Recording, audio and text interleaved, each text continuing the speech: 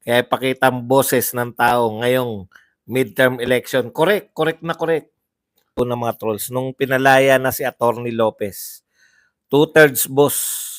Ang senador, two-thirds. Ang mga congressman, one-third lang. Sir, nanonood po ba kayo kay Attorney Libayan? Kasi sabi niya, sayang lang ang people power sa EDSA. Sa kanya, hindi naman siya kasama doon. Nanginayang siya sa kanya. Hindi naman siya kasama doon, pero lahat ng pumunta ron, hindi nanginayang. Wala naman siyang pakinabang doon. Kayo naman, mga loyalists, mag-rally para may ayuda kayo. Binasura yan, alam na this. If you control the economy, you control the politics, money, money, money.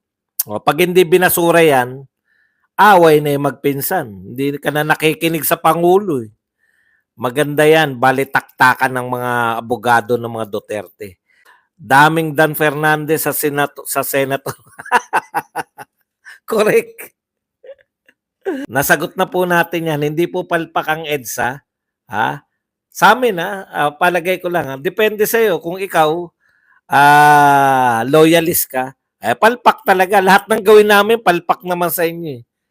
Pero sa aming mga nagpunta ron, babalik pa kami. Yun lang po ang masasabi namin. Hindi naman namin intention pabagsakin si Marcos mo. Ang dami pong kulang Ang ganito po kung titignan nyo po, pag-aaralan nyo yung EDSA 1 and 2. Una, simbahan. Di ba? Nariyan si Cardinal Sin, both EDSA 1 and EDSA 2. Malaki po yung factor ng simbahan kasi organized po yun Yung mga manong at manang na lang nun, mga kahit papaano po organized po yun. No? Lahat ng mga manong-manang pag nanawagan si Cardinal Sin, lahat po yun meron at least meron kang pagsisimulan. Ikalawa, yun po yung una factor ng simbahan, no? Nawala dito kaya hindi sa nakita ko kagad hindi ito papunta sa people power. Ito po ay paglalabas lang ng hinaing ng mga tao. Malay mo nga naman kung kahit wala yung simbahan factor, makano. Pero mahirap Ang mahirap po kasi yung pagsisimulan yung INC po, sa history ng INC, hindi po sila yung yung nananawagan na mag-rally. Wala po sa EDSA 1 at 2. Marami sigurong INC na lumahok doon. Pero by church, yung nagsabi yung pinakapinuno nila, wala akong natatandaan. Nananawagan yung INC na Ikalawa, ang kulang walang sa mga oligarko, yung EDSA 1 and EDSA 2, may mga oligarkong kumampi sa yung EDSA 1 nahati oligarko, di ba? Yung kay Marcos tsaka yung mga kumampi kay Cory. Marami yun. Makati Business Club kumampi. Para maintindihan niyo lang po yung kakulangan pa. Tapos syempre, ikatlo, kasi malaking kumbaga kung yung simbahan kaya niya mag-produce agad, marami pong mga organisasyon sa simbahan May mga lay minister, may mga manong at manang, may mga katikista. Siyempre, pag nanawagan yung mga pare, hatak agad yan, di ba? May initial kang crowd na malaki-laki. Ikalawa, yung mga oligarko, mga ari ng mga kumpanya, papuntahin mo lang. Halimbawa, ikaw may ari ka ng halimbawa lang, hindi ko tiyak kung sumali yung Alaska nung araw. Halimbawa, yung paggawaan ng Alaska, absent muna kayo, present kayo, may sweldo kayo. Punta lang kayo sa EDSA. O yung mga maggagatas doon. May initial kang crowd di ba? May initial kang crowd Tapos, military factor. Walang active military na sumama. Yung active maraming mga retirado. Katulad ni Kapitan Dado. Yun po yun So, marami pong factor para mo maipanalo. So, maraming kulang, no, para sa pagpapanalo. Dapat inaaral natin 'yan. Pero ang kakaiba rito, marami naman do'n yung kusang nagpunta ro'n dahil narinig nila sa vlogger, napanood nila, "Punta nga ako sa EDSA, pro Duterte ko, eh." Meron na po no'n. Nakapag-develop ka na ng, konsepto ng pagpoprotesta sa mga tao. Yung protestang hindi nakakatakot. Yung protestang pupunta sila ro'n parang, magpapahayag sila ng damdamin pero masaya pa rin at the same time. Yung mga gano'n, eh. Kasi makikita mo yung protesta nila Franz Castro, yung mga Makabayan Black talagang away, eh. Binugbog nila yung pulis, eh. Yung gano'n. Naintindihan po natin, 'no. So, marami po 'yan. Kaya kami, masaya ako na naging bahagi nun. Ano man ang siyempre Marcos loyalist kayo, talo kaagad 'yan. Pero hindi niyo tinignan. Tignan niyo lang po yung mga Duterte vloggers. Tignan niyo yung views nila nung kino-cover nila yun, milyon ang nanonood. Dun kayo kabahan sa mga milyon na yun. Oh, may factor pa sinasabi, 'di ba, yung Amerika. Ano po ang grounds nila? Graft and corruption. Yun nga, nag-ugat po dun sa confidential fund tapos yung mga sinabi ni VP Sara sa mga yung press con, yung mga pagbabantang ipapahukay, yung pagbabantang nag-hire siya ng John Wick. Ano ba survey yun? Patawa, halatang bias, mental conditioning. Ano ba survey? Boss, sa mga tanga sa panahon na ito, alam nilang budol sila pero hanggang ngayon, di pa rin nila matanggap na nabudol sila. Mantakin mo nabudol sa pinaglalaban pa rin nila. Hindi nila mararamdaman yun. Hindi nila nararamdaman eh. O kaya pinangatawanan na lang. Nakakagigil ang balita sa TV, mali-mali ang binalita, putol-putol, nakakainis. Kaya sa mga vloggers kami nagsubaybay kasi totoong balita. Halimbawa yung sa akin, no? Sinabi ko, ito! Kinat nila yung yung video dun sa yung kay Roque.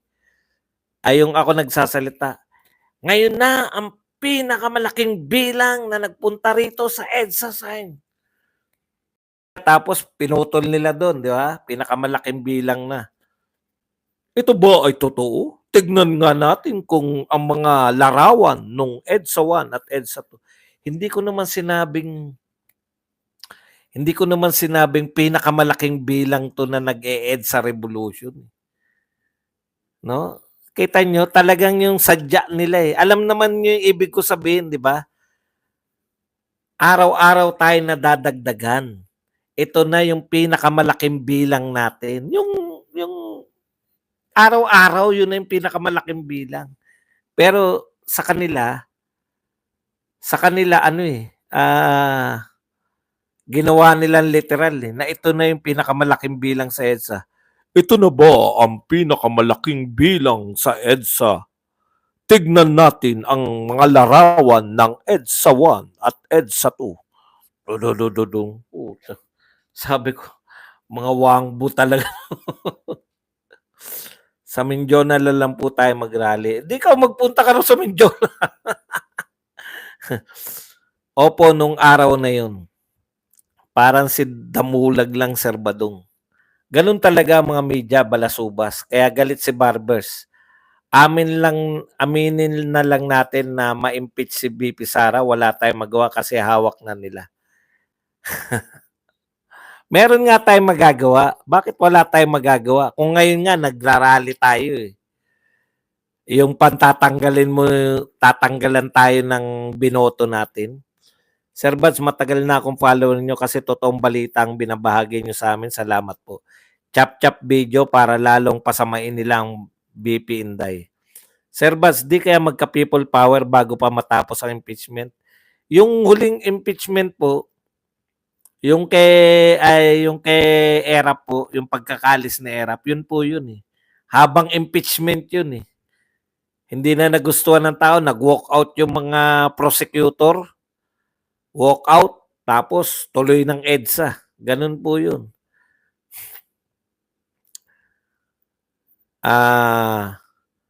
Sir, yung live ni PRRD, 7 minutes nanood, few hours, 7 million nanood, few hours lang.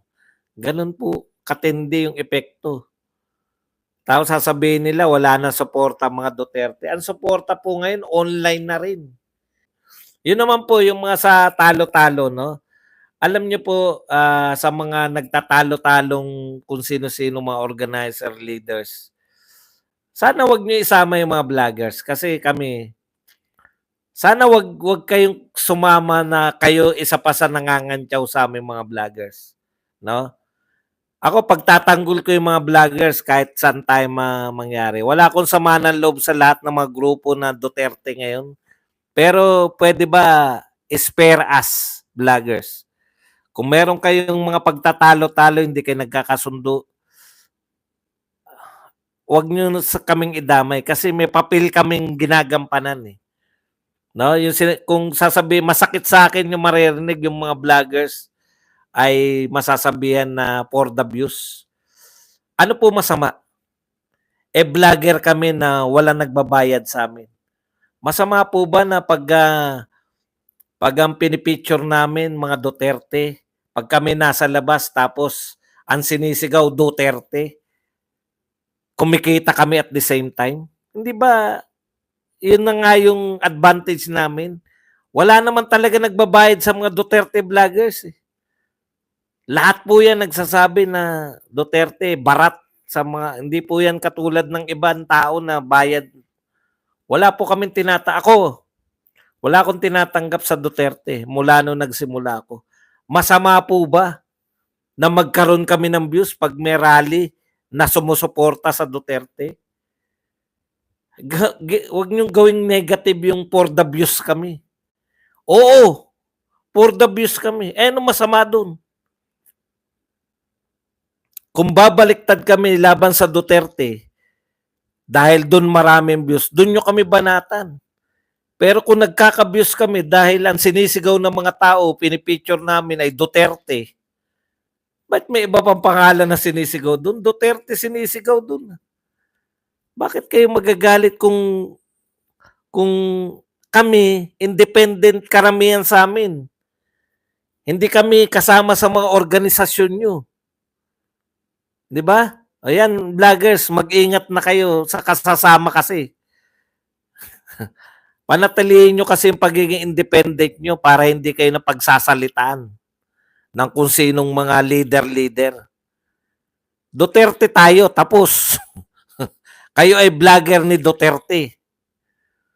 Ngayon, kung meron silang pagtatalo, huwag kayo dapat hindi kayo kasama dun. Ayun kung pakikinggan nyo ko. Kasi ako, ang sarap ng buhay ko eh. Nakakapili ako, may sabay-sabay na pagtitipon. O di alam, ako masusunod kung saan ako sasama. Nakita ko na yan eh. Amik TV 45, thank you very much sa 5 pounds. Tama boss kasi yung patayo live. Pumapop up sa mga nanonood sa mobile phone. Kaso, talo tayong mga senyorita. Boss sa patayo, kakapusin tayo. Lenny Garcia, thank you very much sa 99 pesos na pangkape. Good vibes po. Masayahin kayo. Yan. Maraming salamat po. Yan. Isang ano ko yan eh. Kasi ano ko eh. Dual personality. Masayahin. Para si BP Sara, minsan ang saya-saya, minsan nagwawala. Yan lang po pakiusap namin sa inyo, sa mga vloggers. Spare us. Kung may mga hindi kayo pagkakasunduan, huwag nyo pong kantsawan yung pagiging vlogger namin na kami for the views kasi hindi kami papayag. Nakakantsawan nyo kami. Oh, ano ngayon? Ano ngayon kung for the views kami? Ang importante, Duterte kami. Di ba? Di ba? Hindi nyo kami kayang kontrolin kahit na anong grupo kayo. Ang mga vloggers, nariyan na yan. Tanggapin nyo ng katotohanan. Kami, ako, partikular, kung saan ako, kung ano ang gusto kong samahan na pagtitipon kung sabay-sabay, walang makakapigil sa akin kung saan ako pupunta. Iko-cover ko eh, iko-cover. Nagpunta ako ng veterans. Nagpunta ako rito sa EDSA. Ako ba fake news? Ito kasi wag fake news. Hindi po ako nagpe-fake news dito. Kahit kailan.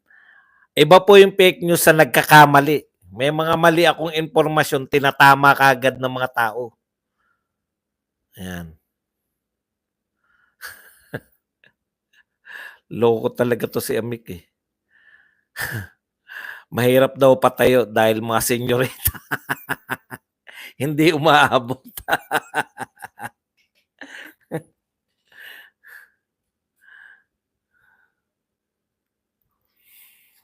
Sila yung bayad talaga, sir. Sa totoo lang, bayad sila ng Marcos. Yung malalaki name dyan. Alam natin kung sino sila, hindi tanga ang taong bayan. Boss Bats, okay mga vloggers, nagko-cover, sana lang ayusin caption. Minsan kasi nakalagay dagsa tao, libo-libo. Kaya nasasabihan sila na for the views lang, fake news, clickbait. Oh, yun lang nga. Noel Abalos, Boss Badong, pag may nag-away, ang parehas na Duterte vloggers, nagkakaroon ng content ang bangag vloggers, sana wag na magbanatan kung pareho naman. Hindi naman po vloggers ang nagkakatalo eh. Mga leaders po. Hindi naman po kami leaders eh. Mukha nga, kasi kami na yung nagiging mukha ng di ba? Kasi wala talaga maliban sa Duterte. Mga vloggers na po yung kilala nila eh. Kaya yun yung problema eh. Job Nakamura, clickbait. Sino ba yun? Hindi ko. JPBE. Pakiusapan nyo sila. Sabihin nyo sa kanila na hindi ko alam kung ano yung mga sinasabi nyo click. Hindi ko po nasusubaybayan.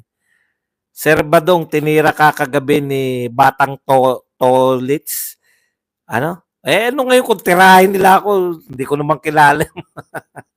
Alam nyo po sa trabaho namin, pag hindi kayo sanay na matitira kayo, wag na kayo mag-vlogs. Hindi ko naman kilala yung mga sinasabi nyo.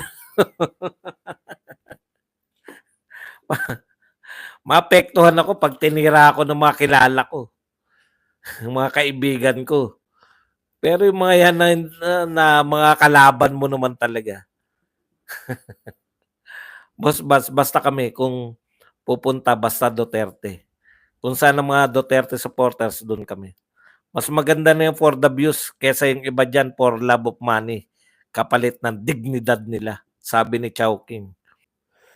Kumusta sir yung impeachment? Kawawa naman si Inday Sara. Hindi naman po matatawag na kawawa. Ako kung tutusin, mas gusto ko po yung impeachment kaysa dito sa na hindi ka pwede magsalita. Doon pwede mong barahin yung nag-aakusa eh. Kasi korte na yun eh. Mabibigyan na kayo ng boses eh. Dito, sa investigasyon, sila lang ang may boses. Kaya hindi po nakakaawa si BP Sara dyan. Nakakatuwa po yan para po mapalabas niya na yung katotohanan na wala talaga siyang kasalanan. Yan, ang bilis. Pag mabilis na, mas okay sa impeachment kesa Huadcom. Double time ngayon si Percy Cardena kasi alam niya hindi siya mananalo next year. Sino si Percy Sendanya? Sendanya yung singwi. Madrid, thank you very much Madrid sa 125 pesos na pangkape. Yan. Kakain silang lahat ng agila. Pa-shoutout Boss Buds, Jeronimo. Pag na-impeach si BP Sara, di na siya pwedeng kumandidato bilang presidente. Tama po ba? Tama po. Lalo na pag nakalagay po doon. Na kasi nilalagay po ng ng mga judge na hindi na pwedeng tumakbo magpakailanman, magpasawalang hanggan. Sunday Escolano, good evening. May sagot na po ba si BP sa impeachment? Wala. Ang impeachment po, hindi mo pwede sagutin. Iko-korte na yan. Purely, ito po yan, no? May impeachment, di ba? Ito yung reklamo. Isasalang po yan sa Committee on ng House of Representatives. Titignan nila kung may naaayon ba yung forma at may substance ba yung reklamo. Pag may naayon na may forma at may sustansya, isasalang na sa plenary. Tapos kinakailangan ng 1/3 na boto para ma-impeach si BP Sara. Dadali na nila sa Senado yung reklamo. Tapos yung Senado ay tatay yung impeachment judges na sila. Okay? So doon na magta-trial. Hindi po sasagot ng written. Trial na kagad yan. Comment hindi sasagot. Berting, merong mga tao sumakay, ginagamit mga Duterte. Alam ko mga yan, mangga at hunyango. Walang kwentan silang tao. Bopols nito. Shoutout po kay Jose Boboy de la Rosa. Yan. 30 pa rin, idol. Michael Dalig. Okay ka sana pero bobo ka. Grabe yung kamag-anak. Tahimik ang banat bay. Salamat Madrid. Ito ang tanong ko kanina. PA. About numbers game. Click at. O yun po yun. Tapos para makonvict. Para po masabi na guilty sa impeachment court. 2/3 naman ng Senado. Kapelsar. Comment ni BP Sara sa pag-file. Hindi yung sagot mismo sa impeachment. Mahina pala comprehension nito. Madali lang naman po. Alam nyo, sa dami po na nagtatanong, nag-comment na ba siya sa pagpapile? Hindi ko pa po naririnig. Ayun pala. Pasensya na po. Tao lang. Yung mga ganyan, pag mga bobo po kausap nyo, magagalit na. Pag kinokorek nyo po yung wag ka na kung mahina po comprehension ko, magagalit-galitan lang ako. Hindi po ako ganun eh. Naunawaan ko na iba pala yung gusto nyo sabihin. Alam nyo, papaliwanag ko lang sa inyo, sangkatutak yung dumadaan na question. No? At mabilisan po. Pag kayo, bugok, hindi nyo po kaya tong ginagawa ko. Wala kang time para mag-isip, instant po. Basa, sagot. Basa, sagot. Hindi nga ako wala nga akong ganun. Wala akong benefit para maunawaan ko biglaan. Ngayon, kung dahil dyan, isusumpa nyo ko. Okay lang sa akin yun. Hindi po ako inseguridad sa aking talino. No, ganun lang talaga. Yung iba kasi magagalit-galita tama naman, hindi ko siya naintindihan di ba? Ganun lang po yun. Ngayon naunawaan ko na, wala pa po ako nakikitang sagot ni BP Sara. Wala pa po ako napapanood kung sumagot na siya o hindi pa. Ayan Ganun lang. Pag prone ka sa ang dami meron na rito. 2,000 dito, 500. Ba't nasama si Delimaw kasama mga hindi po. Wala po, hindi po nag-file pa sila Franz Castro. Alam ko naunahan na sila ni Dilima, hindi na sila pwede uli. Alangan namang habang buhay na mag-impeachment yung Kongreso. Isa-isa lang po yan, alam ko Pag may naka-file na kung sino nauna, yun ay isasalang. Tapos next year na uli. Madaming galit kay Robin Padilla. Nakita siya umattend sa Christmas tree lighting sa Malacanang. Nagtatago sa dulo, likod katabi si Coco. Si Maroas andun din. Hindi ko po alam kung bakit naroon si Robin. Kayo na po magtanong sa kanya. Noong kay Joseph Estrada, si Joker Arroyo ang prosecutor. Correct. Ang husay po nun. Alam nyo, sinabi nun, sinabi niya, Hanggang ngayon, tandang-tanda ko. That's the recourse of the uninitiated. Tindi, no? Nalaglag ako sa upuan ko. Putyang galing. Ang parang sinasabi niya, yan ang nagagawa ng mga walang kamalay-malay sa batas. Yung binutatan niya yung isa sa mga judge na senador. Nakalimutan ko na kung sino. That's the recourse of the uninitiated. Ang ganda ng mga impeachment nun. Matatalino pa kasi mga congressman nun. Hindi ko naman sinabing hindi matatalino ang congressman. Kayo naman. Sabi ko, mas matatalino. Ayun pala. Sobrang galit ni Sara. Piatos Queen. Oh, Piatos Queen na naman. Walang katotoran yung mga pinagsabi nyo. Hindi nga pwede ikaso yung Piatos na yan. Malabo lulusot sa Senado. Puro krimen, puro korupsyon. Panahon ni Marcos, worst in history of the Philippines. Bossing, totoo bang bumaliktad na rin si Robin Padilla? Wala po akong alam kung bumaliktad na siya. Lisa Marcos, ang Piatos Queen. Si Lisa Tanas, ang Piatos. Sixth sense, correct ka dyan. Yung mga bobong Pilipino dyan na sarado pa rin ang utak. Kasi buksan nyo. Maria Paslim, thank you very much sa 50 pesos na pangkape. Yan, kita nyo naman, no? Si Mampas. Mampas, nagkita ba tayo ron? Maria Paslim sa EDSA. Si Lisa. Bill Cheers. Mahina ang ground para ma-impeach si BP. Pwede mo namang replay yung video mo para makita mo yung number nila. Isa ka din ba sa sumasamba kay Kibuloy? Kaya galit ka sa administrasyon. Kulto po namin, kulto kami ni Digong. Si Kibuloy, parang ganito po no? Ang daming mga pagkakamali, ganito. Ganito po para malinaw sa atin. Duterte po, sinusuportahan natin. Sila, supporter din ni Duterte. Kibuloy, Robin Padilla, Bato, di ba? Ang pagkakapareho natin, pare-pareho tayong supporter ni Duterte. Kaya sila sinusuportahan natin kasi sila sinusuportahan ni Duterte, sumusuporta rin sila kay Pangulong Duterte. Kaya tayo sumusuporta sa kanila.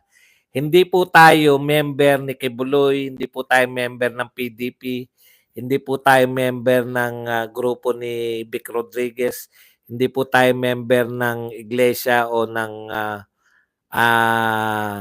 grupo ni Marcoleta. Pero pare-pareho tayong nagsusuportahan, sinusuportahan natin sila. Dahil sinusuportahan sila ni Tatay Digong at sumusuporta sila kay Tatay Digong. Kaya mali po yung sinasabi nyo na supporter ka ba ni ganun? Kaya supporter po kami ni Tatay Digong para po malinaw sa inyong lahat. Ako particular. Kaya yung tanong mo na sumasamba ba ako kay Abnoy kayo. Ikaw, ano ka? Nanonood ka sa Abnoy, di mas Abnoy ka. Kasi nililito nila, kaya nagkakaroon ng kalituhan eh. O paano yan? Sabi na yung supporter lang naman sila lahat eh. Sinusuportahan lang din sila. Maraming panlilito kasing ginagawa sa atin eh. Nalilito tayo eh. Ang pagkakapare-pareho lang natin, kaya tayo nagsusuportahan, Duterte. Ngayon, kung bumalik katulad ni Tol, pinakamagandang halimbawa, dati sinusuportahan natin yan, Duterte yan. Kung hindi, ngayon hindi na, bakit naman natin siya susuportahan? Kitang-kita ang bodega boss. Wala tayong magagawa. Itim na nga suot ko, umuusli pa eh. Dapat sa Congress na magtipon, hindi sa EDSA. Tama ka, Sir Bads. Kami dito sa Mindanao, vote straight kami sa Duterte solid. Correct. Bawian natin si Marcos sa pamamagitan ng boto. Ba't dumalo si Robin Cagayan? Tanong nyo po sa kanya, bakit? Ang hirap po ng tanong nyo no? Bakit ka dumalo, Robin? Bakit dumalo si Robin? Kayo nga hindi nyo masagot eh. Papasagot nyo sa akin. Basta po tanong sa ibang tao, hindi ko po kayang sagutin yan. Boss, ask lang kung ano tingin mo nangyari ngayon. Nangyari ngayon, nagba-vlogs po ako. Tumigil ang ulan. Kanina lumabas ako. Liwanagin niyo po, dami nangyari ngayon. Ano ba? May video si Robin kaya hindi gawa-gawa kwento. Wala po nagsasabing gawa-gawa kwento. Ang sumasagot po ako sa katanungan nyo na bumaliktad na ba? Paano ko Dahil naroon lang. Tanungin niyo po si Robin. Mali sagot mo, Buds. Kita nyo na, mali pa ako. Bakit ano ba sinagot ko? Ang pwede nyo lang po sabihin na mali, pag nag-fax ang tanong. Pero pag opinion ko yan eh. Sige, ano ba yung mali? Gusto ko malaman, Iris Tiray. Ano ba yung tinanong na mali ako nasagot? Kuya, pag na-impeach si BP, makakatakbo pa ba siya for president? Hindi na po. Ilalagay nila yun eh. Na hindi na pwedeng tumakbo magpakailanman, magpasawalang hanggan. Puro kay Robin, alam na namin yung style nyong trolls na gumagawa ng issue. Style nyo bulok. Mga ano ba yan na gusto ko magalit? Wala pong problema dyan. Wala akong problema dyan. Tatanungin nyo lang si Robin kung siya bumaliktad na, bakit kami po problemahin nyo. Kasi ganun sila eh. Kala nila malilito ka eh. Duterte po, ulitin ko, Duterte po sinusuportahan namin. Sara Duterte. Digong. Kung si Robin po ay sumusuporta, di okay po kami. Wala, magkakabati kami. Pag hindi na po siya, kahit na po sino sila, naintindihan nyo ba yun? Kahit po sino sila, ang pagkakaisa lang namin, pare-pareho kami sumusuporta sa Duterte. Hindi po ako Robin Padilla supporter. Duterte supporter po kami. Kulto kami ni Digong, hindi kami kulto ni Robin. Wala kaming kalituhan. Kung kayo sumusuporta kay Duterte, kakampi namin kayo. Kung hindi na, kalaban. Ganun lang po yun. At yung kami nililito kay Robin. Hindi namin concern yan. Yes, kulto kami ni Duterte. Hindi tatalabi ang impeachment nila. Ibig sabihin, Bok, anti-Kristo ka rin. May anti-Kristo pa rito. May atat maging vice president, sino kaya yun? Delikado po pag na-impeach si tignan nyo pag na-impeach si BP Sara, putya, may nagbibilang na dyan. Mas delikado ka, Marcos. At saka hindi naman tatakbo si Robin sa 2025 election. Parte ba yung kagabi sa Malacanang? Kala ko bawal muna parte ngayong December. Yan yung matipid eh. Inutusan nila lahat ng lahat ng mga government offices na magtipid. Yung matitipid, i-donate. Sana hindi na kayo gumastos, pinakita nyo na yung simple lang po to. Pucha, nilalakaran nila, ano pa eh. Red carpet pa eh. Ako din support Duterte, bakal alibasa.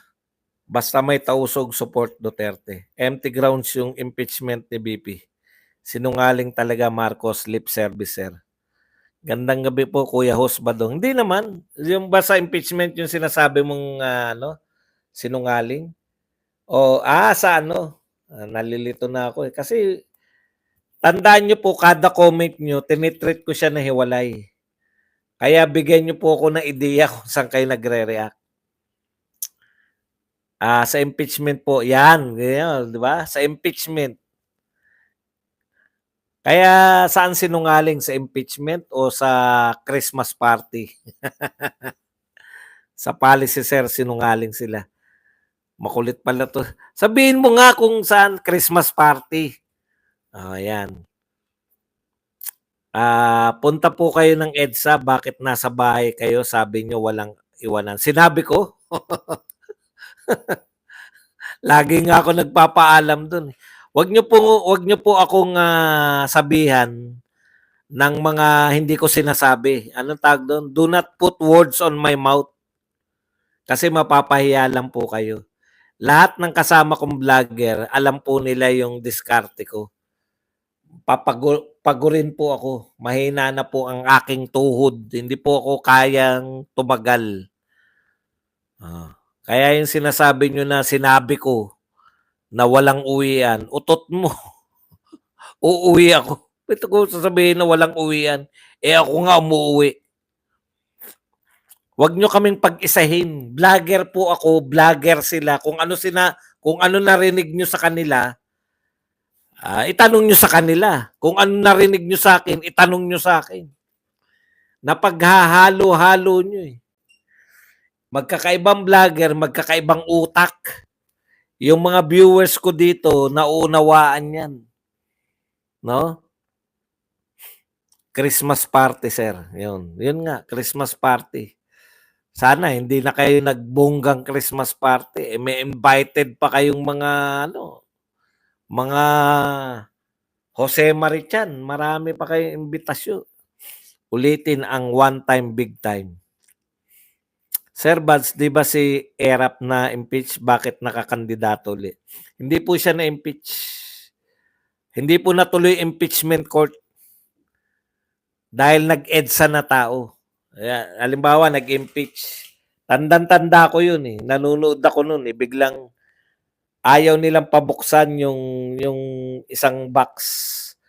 Ayaw pabuksan ng mga senador. Nag-walk out ngayon sila Joker Arroyo, yung mga congressman. Walk out sila. Tapos, nag-EDSA na. Noon din. Nag-EDSA Revolution na. Yun na yung simula na EDSA Revolution 2. Natanggal na si Erap, nag-resign si Erap. Tapos, yun na, yun.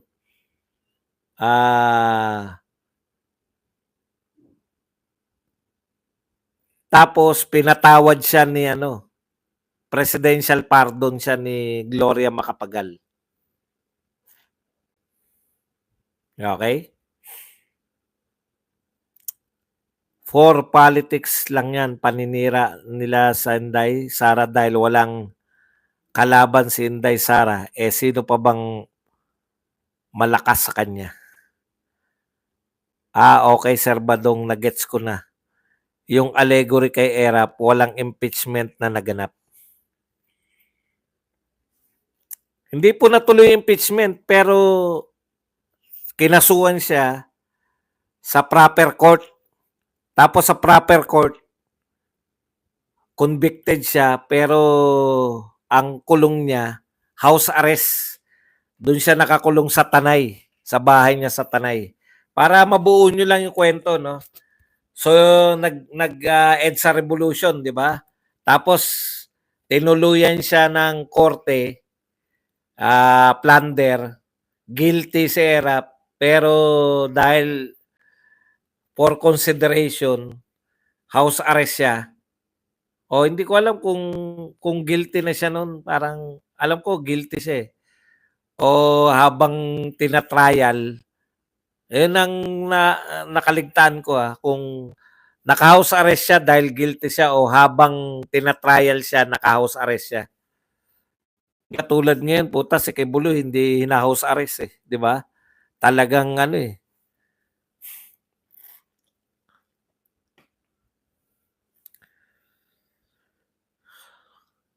Komentaryo, the president he can appoint anybody without up to third degree of consanguinity with him.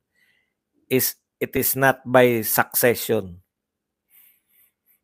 Opo, totoo po yun. Kaya noon, si Gloria, dahil siya yung vice president, ang pinili niyang vice president, siya po namili, si Ginggona. Guilty dahil sa plunder, kuya. Guilty siya, di ba? House arrest. Pero dahil presidential pardon, napatawad siya ng kanyang pagkakasala, Kaya pinayagan siya ng COMELEC na tumakbo. Kasi konti lang yung napaglingkod niya pa. Hindi niya natapos. Wala tayong number sa Congress. Sana sa Senate makakuha si Sara ng madaming kakampi para di-impeach.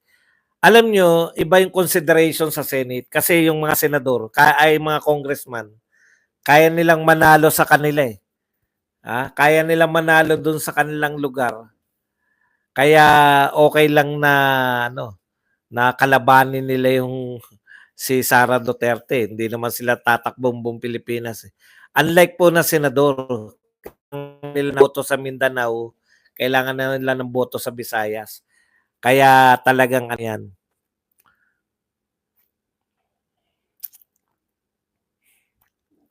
Hindi porket umattend or pumunta sa Malacanang, bumaliktad na agad. Wala naman pong usapin eh. Kaya bumaliktad kahit sino, hindi po namin concern yan. Bakit nyo ba concern dito yan? Wala po kaming ano dyan. Pag kumpirmadong bumaliktad, di babaliktad rin din namin. Ayaw na namin. Ganun lang. Hindi po kami Duterte. Kaya hindi kami nalilito eh. Na-imagine nyo? Kaya itong grupo na to, kulto ni Digong, walang kalituhan. Bukod kay Duterte, wala na kami. Kasi iba, Duterte, sinusuportan, Duterte. Meron pang ibang sinusuportan. Kaya nagka-clash-clash eh. Tama ka, Sir Bads, pag na-impeach si BP Sara, susunod na ibabagsak yan si PBBM. Ngayon lang ako nakakita ng presidente takot sa pinsan. Napaka napakagandang tandem sa 2028. Pwede po Sara Duterte for president, for vice Rodante. Masyado pa po maaga yan. Kailangan po muna ipanalo muna natin si Marcoleta.